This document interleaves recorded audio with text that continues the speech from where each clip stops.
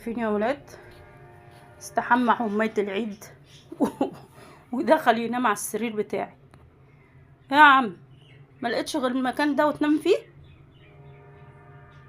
ولا اسكتوا يا ولاد، ده انا هحكي لكم حكايه النهارده خلتني عيطت على رعد النهارده.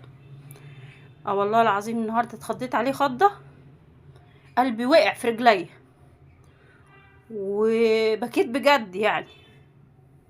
بس استنوني بقى في الفيديو اللي هو الطويل اللي هينزل بعد ده مباشره. يعني بصوا، حسيت كده ان انا قلبي اتخطف، والله بجد قلبي كان هيقف. فضلت ابكي ابكي ابكي لغاية قبل المغرب، يمكن بحوالي 5 أو 10 دقايق. لولا الحمد لله الدنيا هديت كده والموضوع هدي. عايزين تعرفوا الحكاية؟ استنوا.